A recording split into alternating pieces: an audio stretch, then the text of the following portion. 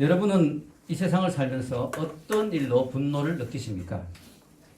많은 사람들이 여러 가지 개인적인 일들로 인하여 분노를 느끼죠. 자신의 꿈이 좌절되었을 때 우리는 분노가 납니다. 다른 사람들이 자기를 알아주지 않을 때 우리는 분노를 느낍니다. 누군가가 나의 마음을 상하게 했거나 내가 부당한 대우를 받았다고 생각될 때도 우리는 분노를 느낍니다. 그러나 하나님의 이름이 업신여김을 받고 하나님의 영광이 땅에 떨어졌다고 생각되었을 때 분노를 느끼는 사람은 얼마나 됩니까? 생각보다 그런 사람이 그렇게 많지 않습니다. 그러나 위대한 하나님의 사람은 바로 개인적인 일들보다 하나님의 이름이 높임을 받지 못할 때 분노를 느끼는 것이 바로 하나님의 사람인 것이죠. 성경에 나오는 다윗이 바로 위대한 이유가 바로 거기에 있죠. 다윗은 거인 골리앗을 향하여 싸우러 나갔습니다. 그 이유는 거인 골리앗이 바로 하나님의 이름을 욕되게 했기 때문이죠. 다윗은 그 거인 골리앗이 하나님을 욕되게 하는 것을 보고 있을 수가 없어서 그 큰 거인과 맞서기 위해서 나간 것입니다. 여러분은 인생을 살면서 무엇에 대하여 분노하십니까? 요즘 아이들은 포납 당할 때 분노한다고 합니다. 포납, 스마트폰 압수의 약자입니다. 부모에게 포납을 당할 때 엄청나게 분노를 한다고 합니다. 자, 우리가 늘 이런 수준으로 살면 안 되겠죠. 여러분, 우리가 사실 무엇에 대해서 분노하는가에 따라서 우리의 인생이 결정됩니다. 내가 어떤 대상을 향하여 어떤 상황에 분노하는가에 따라서 그 인생이 달라진다는 것이죠. 오늘 성경에 나오는 바울이 바로 그런 면에서 참으로 위대한 사람인 것이 바로 분노해야 될 것에 분노했기 때문이죠. 자, 바울은 전도 여행을 가다가 급히 또 몸을 피신했는데 아덴에 갔습니다. 아덴. 이 아덴이 어디냐면 지금의 아테네입니다. 아테네에 이르렀는데요. 보통 바울이 동역자들하고 같이 가는데 그때는 또 급하게 움직이다 보니까 혼자 있었어요. 어떻게 보면 적지에 혼자 떨어진 그런 병사 비슷한 건데요. 거기서 좀 몸을 조심하고 몸을 사려야 되는 그런 곳인데 바울은 분노를 하기 시작했습니다. 왜 그럴까요? 사도행전 17장 16절에 주보에 나와 있죠. 한번 읽어봅시다. 바울이 분노한 이유를 읽겠습니다. 바울이 아덴에서 그들을 기다리다가 그 성에 우상이 가득한 것을 보고 마음에 격분하여. 바울을 분노시켰던 것은 바로 이것이었습니다. 그 성에 너무나 많은 우상들이 있는 것. 하나님이 아닌 것들이 하나님의 자리를 차지하고 있는 것들이 엄청나게 많이 있었습니다. 당시 조사해 보니까 자료를 아덴에 당시에 우상이 몇 개 정도 있었냐면 한 3만 개 정도가 있었다고 합니다. 그래서 그런 이야기들이 있었대요. 아덴에서는 사람을 찾는 것보다 신을 찾기가 더 쉽다. 우상에게 다 이름을 붙여놓고 다 있으니까 자기가 원하는 신 다 골라잡아 찾을 수 있는, 사람 찾는 것보다 신 찾는 게 더 쉽다고 할 정도로 그렇게 많은 우상이 있었습니다. 이것을 보고 바울은 분노했죠. 왜냐? 마땅히 하나님이 받아야 될 영광을 엉터리 우상들이 받고 있는 것을 보고 바울은 분노한 것입니다. 이것이 바로 하나님의 사람의 특징입니다. 하나님의 사람의 특징은 뭐냐면은 성품이 온유하고 온순해야 돼요. 자꾸 화내고 자꾸 짜증내고 썩내는 사람이 되면 안 되겠죠. 하나님의 사람은 분노하지 않고 온유하고 성품이 온순해야 됩니다. 그러나 하나님의 사람은 정말 하나님 앞에서 분노해야 될 것은 분노해야 되겠죠. 죄에 대해서 하나님의 이름이 욕됨을 받을 때, 하나님의 공의가 땅에 떨어질 때 분노해야 되는 것이죠. 오늘날도 우리를 분노케 하는 것이 많습니다. 그래서 정말 영적인데 분노할 수 있는 우리가 되어야 되겠죠. 전 세계를 보면 지금도 우상이 많습니다. 태국에 가면 곳곳에 우상이 많이 있다고 합니다. 일본에도 신이 얼마나 많은지 8,000개가 넘는다고 합니다. 우선이 조심해야 됩니다. 자, 8,000개가 넘는다고 합니다. 또 여러분, 인도에는요 3억 3천 개가 넘는다고 합니다. 그러니까 이렇게 많은 신들이 우상들이 있는 걸 보고 우리는 사실 분노해야 되는 거죠. 하나님은 다른 무엇보다 자신의 영광이 가리워지는 것을 싫어하시죠. 그래서 그런 것들을 볼 때 우리가 마음에 의분이 생겨야 되는 것입니다. 바울은 단순히 분노해서 그들과 싸우려고 한 게 아니라 그들이 모르기 때문에 이런 우상을 섬긴다고 생각하고 바울은 안타까운 마음으로 그들에게 참된 하나님을 소개하려고 했습니다. 여러분, 이게 정말 중요합니다. 많은 종교인들이, 많은 철학자들이 나름대로 신을 찾고 신을 섬기고 있는데 중요한 건 성경에 근거하지 않으면 엉터리 신을 섬기게 됐어요. 엉터리로 하나님을 섬기게 됐어요. 왜냐하면 이 하나님은, 진짜 살아계신 그 하나님은 너무나 위대한 분이기 때문에 우리의 생각과 상식을 뛰어넘는 분이기 때문에 우리의 머리로, 우리의 이성으로는 알 수가 없는 분이에요. 그래서 하나님의 계시, 자기를 드러내주신 계시의 말씀인 성경이 아니고는 하나님을 제대로 알 수가 없어요. 그래서 바울은 성경에 근거해서 하나님을 소개하는데 바로 오늘 이 여러 가지로 소개를 하는 것이죠. 자, 여러분, 이 바울이 만난 우상들, 이 우상들은 소위 말해서 그리스 신화에 나오는 우상들입니다. 이 우상들이 다 잘못됐기 때문에 바울은 참된 하나님을 소개하기를 원한 거죠. 여러분, 그리스 신화에 나오는 우상들 어떤 게 있습니까? 제우스 신, 주피터, 바카스, 여러분 잘 마시는 바카스, 그 이름을 땄죠. 바카스. 이런 게 전부 다 그리스 신화에 나오는 신들이에요. 근데 이 신들이요, 저도 어릴 때 그리스 신화 열심히 읽었는데 이 신들이 보면 수준이 상당히 떨어집니다. 사람보다 못한 신들입니다. 시기하고 질투하고 미워하고 막 분노하고 너무나 엉터리로 행동하고 이런 신들이 너무 많아요. 근데 우리는 그 그리스 신들을 되게 대단한 신으로 어릴 때부터 배워왔어요. 그래서 우리 그리스 신화 이런 거 안 읽으면 교양인이 안 된다 이렇게 생각하고 아이들 어릴 때부터 그리스 신화를 많이 읽히잖아요. 또 그게 또 만화로 나와가지고 베스트셀러가 되기도 했습니다. 그래서 아이들이 그리스 신화를 읽어야 된다 이렇게 해서 많이 가르치는데 이게 사실 문제가 있다는 거죠. 왜냐하면 그 그리스 신들에게 배울 게 하나도 없어요. 그래서 몇 년 전에 영남대학교에 교수님 한 분이 법학과 교수인데 이분이 박흥규 교수란 분이 그리스 신화에 나오는 신들에 대해서 분석하고 이 신들이 우리가 과연 따라가야 될 신인가 해서 이 신들 때문에 아이들이 망치고 있다. 아이들이 어릴 때부터 이런 말도 안 되는 신들을 보고 배우면서 아이들이 세상에서 엉터리로 살게 된다 해서 이 신들이 잘못됐다는 것을 책을 썼어요. 그 책 제목이 참 재밌어요. 그리스 귀신 죽이기. 우리가 생각하는 그리스 신들 신님들 이렇게 생각하는데 그게 아니고 귀신들이다. 잡신들이다. 그리스의 잡신들이다. 잡신들. 이것들 때문에 아이들이 오히려 사회적으로 문제가 있는 아이로 자란다. 겉모술수, 건선징악도 안 하고 신들이 사람보다 못한 신들을 보고 배워가 되겠느냐. 이런 책을 쓴 것이 기억이 납니다.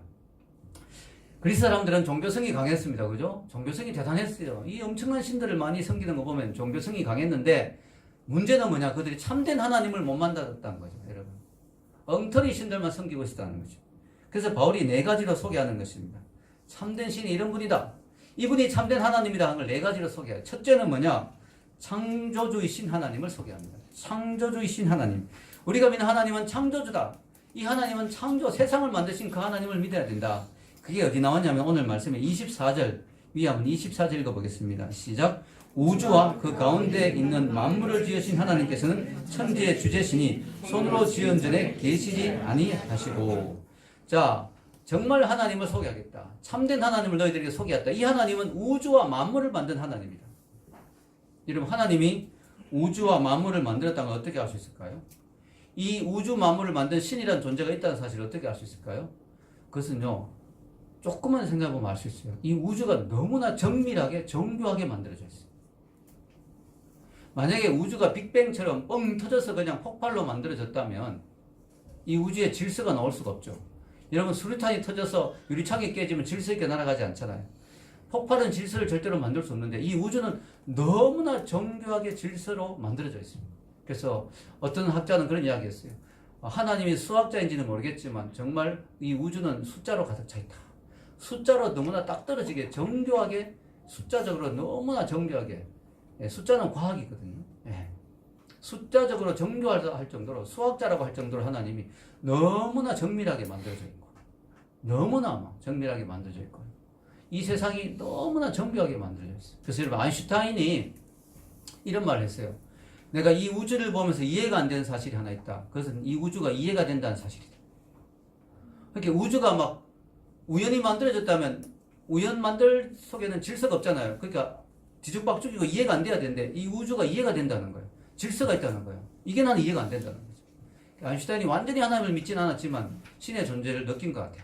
그래서 여러분, 이 우주가 놀라운 사실은 이해가 된다는 거예요. 너무 놀랍죠? 그 별들의 움직임이나 이 지구의 사시사철의 변화나 시간의 변화나 이 모든 게 너무 정밀하게 돌아가잖아요. 시계와 달력도 너무 정밀하죠. 정확하게 하루는 24시간 너무 정밀하게 돌아가는, 이게 우연히 만들어질 수 없다. 우리 몸속에 있는 DNA도 너무나 정밀하죠. 벌써 아이가 지금 와 있지만 아이들이 엄마 아빠 얼굴이 나오잖아요. 그 속에 DNA가 너무나 정밀하게 있기 때문에 신기한 거죠. 신기한 거죠. 그래서 여러분, 이 모든 것이 바로 하나님이 계신 증거죠. 자, 그런데 중요한 건 뭐냐면은 이 사람들이 실수가 있었다는 거예요. 이들이 신에 대해서 인식을 하는데 천지를 만드신 하나님을 모르니까 신들을 어떻게 했어요? 신전에 가둬두었다. 신전에. 여기 이렇게 말하죠. 이 신들이 천지의 주제심, 하나님은 천지의 주제이기 때문에 손으로 지은 전에 계시지 않는다. 너희들이 지금 신전을 만들고 거기에 신을 모시고 있는데 그거 아니다. 하늘을 만드신, 천지를 만드신 그 신, 그 진짜 하나님은 이런 데 갇혀있는 분이 아니다 하는 것이죠. 그리스 사람들은요, 자기 마음대로 신을 만들어 놓고 신전에 가둬놓고 한 번씩 신전에 가서 신들만 달래면 된다고 생각했어요. 자기들 마음대로 멋대로 온갖 죄를 다 짓고 한 번씩 신전에 가서 신에게 빌고 제사하고 신을 달래기만 하면 자기들은 아무 문제 없다고 생각했어요. 오늘날 기독교인도 그렇게 생각하는 기독교인들이 참 많습니다. 하나님은 이 예배당 안에 갇혀있는 분으로 생각하는 사람이 참 많아요. 예배당 안에 갇혀있는 분. 그래서 그 하나님이 바깥에서는 우리를 어떻게 못하는, 그래서 우리가 바깥에서는 멋대로 살고 기독교인이라는 타이틀이 있지만 세상 사람과 똑같이 살다가 일주일에 한 번 교회 와서 적당히 예배 들어주고 적당히 헌금하면 그 신이, 하나님이 우리를 잘 봐주실 거로 생각하는, 하나님 요 안에만 있기 때문에 내가 밖에서 뭘 하는지 모르기 때문에 그런 하나님으로 생각해요. 그렇지 않죠. 우리 하나님은 이런 인간이 만든 신전에 갇혀있을 뿐이 아니죠. 물론 하나님은 이곳에서 우리를 더 자주 만나 주시죠. 하나님 만나는 장소로 사용하시는 거지 하나님 여기 갇혀있는 분이 아니에요. 오늘 예배 마치고 저녁에 불 끄고 다 나가면 하나님이 여기 안에 쓸쓸하게 남아서 다음 주에 만나야 되는데 외로워라 어떡하지, 이런 불상과 같은 분이 아니라는 거예요. 절에 있는 불상들은 뭐예요? 거기서 움직이지 못하잖아요. 법당에 불 끄고 나가면 다음에 4월 초팔 올 때까지 기다려야 되잖아요. 불쌍하죠, 불상들. 자, 그런 불상이 아니라는 거예요, 하나님. 아멘? 우리 하나님은요, 우리가 나갈 때 여기서 갇혀있는 분이 아니고 우리와 1년 365일 24시간 동행하시는 분이신 줄 믿습니다. 우리가 하나님을 바로 인식해야 되죠. 너희들이 하나님을 모르고 있다. 천지를 만드신 신이 계시다.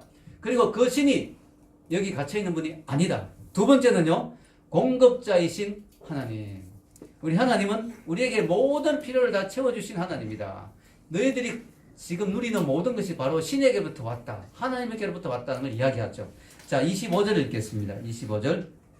또 무엇이 부족한 것처럼 사람의 손으로 섬김을 받으시는 것이 아니니 이는 만민에게 생명과 호흡과 만물을 친히 주시는 이심이라. 아멘. 하나님이 우리 만물을 다 주셨고 우리에게 우리가 누릴 수 있도록 이 땅에서 심지어 여러분의 생명과 호흡도 누가 주셨다? 하나님이 주셨다. 하나님은 여러분의 모든 걸 공급해 주신 공급자다. 너무나 귀한 분이다. 그분이 없으면 우리는 1분 1초도 살 수가 없다. 여러분 그렇잖아요. 여러분이 오늘 밤이라도 하나님이 여러분의 호흡을 싹 걷어가시면 우리는 바로 한순간 싸늘한 시체로 변하는 거예요. 우리는요, 하나님이 붙잡아 주셔서 사는 거지, 여러분이 호흡을 걷어가면 그날로 우리는 끝나는 게 우리 인생이에요. 여러분 올 때는 순서가 있지만 갈 때는 순서가 없다는 말 아시죠? 하나님 불러가시면 언제나 바로 가야 되는 게 우리 인생이에요. 우리에게 호흡과 모든 걸 다 주신 분이다. 너희들 그리스 사람들아, 정말 진짜 하나님이 계시다. 너희들이 잘 모르는데 이 하나님은 여러분 너희들에게 모든 걸 다 주신 분이다. 지금 너희들이 누리는 모든 것들도 다 그분에게부터 왔다. 이렇게 이야기하는 거죠. 근데 사람들은 대부분 이 사실을 모르죠.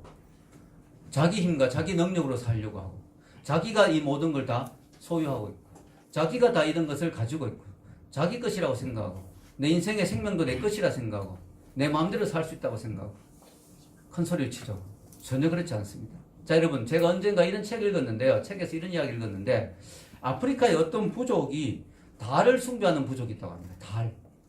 달을 숭배하는 거예요. 찔리는 자매님도 옛날에 달을 숭배했던, 지금은 변화됐지만, 자, 달을 숭배한 자매가 아니고 부족이 있었는데, 자, 이 부족이 달을 막 너무너무 숭배해요. 그래서 사람들이 물어봤어요. 이 아프리카의 부족을 만난 사람이, 당신들은 왜 이렇게 달을 숭배합니까? 하니까 말이 그럴듯해요. 밤에 캄캄한데 달이 나와주니까 얼마나 고맙냐. 그러니까 달이 너무너무 고마운 존재다. 그래서 달을 숭배한다. 말되죠? 그래서 또 궁금해서 물어봤대요. 그러면 달보다 더 위대한 해는 왜 숭배하지 않습니까? 그러니까 그 사람들의 대답이 기가 막힌 거죠. 아니, 해는 이렇게 밝은 데 나와서 설치니까 멍청하니까 숭배할 필요가 없다. 이렇게 밝은 데 나와서 설치고 있으니까 멍청하잖아. 필요도 없는 데 나와서 설치니까. 그러니까 해는 숭배할 필요가 없다. 제가 이 이야기를 듣고 엄청나게 영적으로 깨달음이 왔어요. 여러분, 사실은 해가 있기 때문에 밝은 거죠.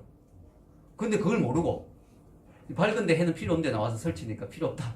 사람들이 하나님이 있기 때문에 자기가 살 수 있는데 하나님 눈에 안 보이니까 너 혼자도 잘 살 수 있는데 무슨 하나님이야? 이렇게 나오는 거죠. 하나님 믿으세요 하면 아유 하나님 없이도 이렇게 잘 사는데 무슨 놈의 하나님 필요해? 이렇게 이야기해요. 사실 하나님 때문에 자기가 살고 있는데 마치 해 때문에 밝은데 밝으니까 해가 필요 없다는 것처럼 하나님 때문에 내가 건강하게 지금도 누리면서 살고 있는데 그걸 모르고 하나님 무슨 필요 있냐고. 나는 만족한데 내 생활이 이렇게 행복한데 나는 다 가지고 있는데 무슨 하나님 필요하냐. 하나님이 다 주신 건데 하나님이 허락하지 않으면 하나도 누릴 수 없는 건데 사람들이 이렇게 아프리카 부족만 어리석은 게 아니에요. 저는 이 아프리카 부족이 너무 어리석다 생각하니까 가만 생각해보니까 현대인들이 더 어리석더라고요. 하나님이 다 주셔서 누리면서도 나는 다 모든 걸 가졌으니까 하나님 필요 없다 이런 헛소리 하는 사람들이 너무 많다는 거죠. 여러분 기억하십시오. 하나님은 우리의 공급자이십니다. 아멘. 하나님 우리의 건강도 우리의 물질도 우리의 인생도 우리의 호흡도 하나님이 주셨기 때문에 우리가 누리고 있는 거예요. 그래서 이런 모든 것에 하나님께 감사해야 될 줄로 믿습니다. 세 번째는 통치자이신 하나님. 통치자, 다스리는 분이시다. 우리 26절 한번 읽어볼까요? 시작. 인류의 모든 족속을 한 혈통으로 만드사 온 땅에 거하게 하시고 저희의 연대를 정하시며 거주의 경계를 하나 셨으니. 자, 여기 보면은 인류의 모든 족속을 한 혈통으로 만드사, 우리 아담의 혈통이죠, 전부. 예, 아담의 혈통입니다. 한 혈통으로 만드셨는데요. 그러면서도 각자 나라마다 경계를 정하시고 연대를 정하시고 살고 있는 경계를 다 만드셨어요. 그래서 한국 땅, 미국 땅, 중국 땅 다 있잖아요. 하나님이 그 모든 걸 다 만드신 거예요. 이스라엘 사람들이 가나안에 들어가서도 12지파가 제비 뽑아서 다 땅을 정해서 분배했잖아요. 다 거주지를 다 만드시고 경계를 다. 하나님 제일 싫어하는 게 지게석을 옮기는 거, 그죠? 마음대로 남의 땅에 침범하는 거, 남의 거주에 막 들어가 버리는 거, 이런 하나님 정말 싫어하시죠. 왜? 하나님이 다 정해놓고 만들어 놓으셨는데. 자, 여러분, 하나님은 우리의 통치자이시다. 이 땅의 모든 민족을 다스리고 계신다. 이것은 하나님이 우리 인생의 주관자이시다. 여러분, 하나님이 땅만 다스리겠습니까? 여러분의 삶의 모든 영역을 다 다스리지 않겠습니까? 아멘. 하나님이 여러분의 모든 영역을 다스리죠. 그래서 우리가 일어서고 앉는 것, 우리 인간의 생사화복, 이 모든 것도 하나님의 뜻과 섭리 가운데 있는 것이죠. 여러분이 한국 땅에 태어난 것도 하나님의 통치의 섭리 가운데 있는 것이고, 여러분이 어떤 직장에 있든지 어떤 일을 하고 있든지 그것도 또 하나님의 뜻 가운데 있는 것이죠. 이 세상에 많은 왕들과 대통령이 있습니다. 통치자들이 있습니다. 그들이 착각해서는 안 되는 게 뭘까요? 자기들이 이 세상을 통치하고 다스리지만 자기들이 왕이 아니라는 사실, 자기들이 진정한 통치자가 아니라는 사실을 꼭 기억해야 됩니다. 근데 그걸 잊어버리는 독재자들, 통치자들이 참 많지요. 아무리 위대한 통치자를 하더라도 그들은 더 위대하신 하나님의 통치에 순복하고 그 다스림을 받아야 되겠죠. 그것이 지혜죠. 성경에 다윗이 위대한 점이 바로 그거라 그랬죠. 성경에 다른 왕들 한번 보십시오. 역대기, 열왕기 보면 왕들이 왕되고 나면 이상해지죠. 그런 일들이 왕왕 있습니다. 자, 왕되고 나면 사람들이 이상해져요. 자기들이 최고인 줄 알고, 자기들 위에 아무것도 없는 줄 알고, 자기 마음대로 멋대로 법을 고치고 하나님 말씀을 거역하고 멋대로 행동합니다. 근데 다윗이 참 위대한 게 잠깐 실수는 한번 지었지만 다윗의 삶의 전반적으로는 아무리 위대한 왕이 되었어도 자신은 그 위에 하나님 왕이 있음을 인정했습니다. 아멘. 그래서 다윗이 위대한 것이죠. 여러분 인생도 마찬가지입니다. 여러분 아무리 잘 나가고 아무리 위대하고 아무리 대단한 존재가 되더라도 여전히 여러분을 통치하고 다스리는 분이 있음을 기억해야 될 줄로 믿습니다. 오늘 바울이 그 이야기를 강조하는 것이죠. 여러분의 인생에 주인이 있다. 여러분의 인생에 다스리는 분이 있다. 여러분 인생에 정말로 여러분 인생에 주권자가 있다는 사실을 꼭 기억하라 하는 것을 바울이 그들에게 가르쳐 주는 것입니다. 여러분 이 세상의 모든 것은 하나님의 다스림을 받고 있어요. 물도 바닷물도 함부로 넘치지 못하죠. 어쩌다 가끔 정말로 인간이 죄를 많이 지어서 지구가 환경이 지금 나빠져가 쓰나미가 가끔씩 있긴 하지만 그러나 전반적으로 보면 어떻게요? 하나님 바닷물이 어느 이상으로 넘어가지 못하게 하시죠. 딱 경계를 만드시잖아요. 비가 와도 어느 이상은 못 오게 하시잖아요. 우리가 홍수 나면 다 죽을 수밖에 없는 노홍수 같은 게 또 나면 다 죽어야 되죠. 하나님이 어느 정도 이상은 못하게 하시죠. 여러분 하나님이 다 경계를 만드시고 다 자연의 통치를 하시고 별들도 궤도를 따라 다 순종하고 움직이는데 인간만은 하나님을 거역하는 모습이 있죠. 하나님이 인간에게 자유의지를 주셨기 때문에 그렇습니다. 바다와 파도와 별들은 자유의지가 없어요. 하나님께 절대 순종해요. 근데 우리는 자유의지를 주셨어요. 왜 주셨을까요? 하나님을 섬길 때 자유롭게 자유의지를 가지고 섬길 때 더 큰 기쁨이 있기 때문에 나에게도 기쁨이 되고 하나님께도 더 큰 기쁨이 되기 때문에 자유의지를 주셨는데 우리 이걸 남용해가지고 하나님을 거역하는데 우리 자유의지를 사용하는 경우가 너무 많죠. 이것은 너무나 잘못된 것이죠. 자, 네 번째는 심판자이신 하나님을 이야기합니다. 자, 하나님이 이렇게 모든 천지 만물을 만드시고 또 우리에게 공급하시고 통치하고 다스리는 분이신데 또 우리가 알아야 될 사실, 하나님이 우리를 심판하는 분이다. 30절에 31절 읽겠습니다. 알지 못하던 시대에는 하나님이 간과하셨거니와 이제는 어디든지 사람에게 다 명하사 회개하라 하셨으니 이는 정하신 사람으로 하여금 천하를 공의로 심판할 날을 작정하시고 이에 그를 죽은 자 가운데서 다시 살리신 것으로 모든 사람에게 믿을 만한 증거를 주셨음이니라 하니라. 아멘. 자, 하나님이 천하를 심판한 날을 정해놨어. 하나님이 심판 날을 정해놨던 거야. 우리 날 잡아놨다 이러면 무슨 뜻이죠? 결혼할 때도 날 잡았다. 예, 우리 하나님이 날 잡아놨어요. 천하를 심판할 날을 잡아놨어요. 근데 그 날짜는 몰라요. 언제인지 몰라요, 우리는. 예. 날 잡아놓은 형제가 웃는데, 예, 우리 날 잡아놓으셨어요, 하나님. 심판한 날을 잡아놓으셨어요. 여러분, 이거 정말 무서운 이야기죠. 하나님이 우리를 심판할 날을 잡아놓았다. 우리가 죽기 전에 예수님이 안 오실 수도 있죠. 하나님의 최후 심판이 미뤄질 수도 있지만, 우리가 죽잖아요. 개인적으로 우리가 그 심판을 맞이할 수밖에 없죠. 즉, 우리가 개인의 심판, 개인으로 종말이 오든지 역사의 종말이 오든지 하나님의 심판 앞에 설 날이 다가오고 있다. 그래서 하나님이 우리에게 회개하라고 명하셨다. 그래서 그리스 사람들에게 바울이 이야기합니다. 여러분들이요, 신의 존재를 모르고 우상을 섬기면서 마음대로 죄를 짓고 그 우상이 그냥 신전에만 갇혀있는 신으로 생각하고 여러분 인생을 마음대로 살지 마십시오. 하나님 앞에 회개하십시오. 하나님의 심판의 날이 다가오고 있습니다. 이 모든 우상과 더불어 여러분들은 심판을 받을 것입니다. 그날이 오기 전에 여러분 회개하십시오. 그리고 하나님은 그 증거로 하나님의 아들을 보내서 죽고 부활하게 하셨습니다. 그를 죽은 자 가운데서 다시 살리신 것으로 모든 사람에게 믿을 만한 증거를 주셨다고 31절에 말씀하고 있죠. 여러분, 하나님이 심판날이 오고 그러나 그 심판을 피하는 방법이 있죠. 바로 예수 그리스도. 그 증거로 그분을 다시 살리셨다. 지금 바울은 할 이야기 다 한 거예요. 천지 창조와 하나님의 다스리심과 또 예수님의 십자가와 부활까지 다 이야기했어요. 여러분의 선택이라고 바울이 지금 이야기하는 것입니다. 그 예수님을 믿어야 된다는 것이죠. 여러분, 오늘 말씀을 보면요, 바울이 아덴을 둘러보다가 알지 못하는 시대계라는 편말을 보면서 이 모든 일이 시작이 됐습니다. 자, 여러분, 바울이 보면 우상이 3만 개가 넘는데 그 중에 특별한 우상이 하나 있었어요. 그 우상에는 이름이 안 붙어 있는 거야. 알지 못하는 신에게, 미지의 신에게 이렇게 붙어 있어요. 자, 우리 22절에서 23절 한번 읽어보겠습니다. 위에 시작. 바울이 아레오바고 가운데 서서 말하되 아덴 사람들아, 너희를 보니 범사의 종교심이 많도다. 내가 두루다니며 너희가 위하는 것들을 보다가 알지 못하는 신에게라고 새긴 단도 보았으니 그런즉 너희가 알지 못하고 위하는 그것을 내가 너희에게 알게 하리라. 이 사람들이 참 머리가 좋은 게요, 신들을 잘 섬기다가 빠뜨린 신이 하나라도 있으면 내가 곤란하니까 그 신이 노여워하면 내가 골치 아파지잖아요. 그렇게 다 뭉뚱그려서 알지 못하는 신에게라고 하나 딱 먹는, 그 신이 나중에 자기들 벌 주려고 하면 아니 당신도 섬겼습니다. 이름을 잘 몰라서 그랬지, 당신 섬기는 신전이 있습니다. 알지 못하는 신에게라고 해서 섬겼지 않습니까? 이렇게 하려고 한 거야. 바울이 그들의 모습을 보면서 안타까워하면서도 동시에 접촉점을 찾은 거죠. 아, 이 사람들이 종교심이 있구나. 그래도 종교에 관심이 있구나. 신에게 관심이 있구나. 여러분이 알지 못하는 신을 섬기려고 하는데 내가 그 신을 알게 해주겠습니다 하고 그들에게 다가간 것입니다. 여러분, 우리가 전도할 때는 접촉점이 필요하죠. 이 사람에게 어떤 식으로 영적으로 접근할 것인가. 예, D.L. 무디는 비 오는 날 뛰어나갔다고 하죠. 우산을 들고 비 맞고 간 사람에게 우산을 씌워주면서 어디까지 가십니까? 네, 저기까지 갑니다. 네, 같이 갑시다. 그러면서 비 오는데 우산이 있으니까 너무 좋죠. 아, 너무 좋네요. 혹시 선생님 인생에 폭우가 닥칠 때 피할 바위가 있습니까? 없는데요. 예수 그리스도를 소개합니다. 이렇게 전도했다고 하죠.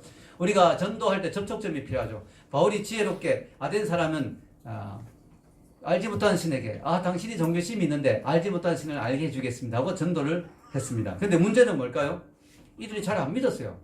여러분, 성경의 사도행전에 보면 바울이 가는 곳마다 부흥이 일어나고 가는 곳마다 전도가 되는데 이 아덴에서 가장 전도가 잘 안 됐어요. 왜 그럴까요? 이들이 너무 지성인이기 때문에.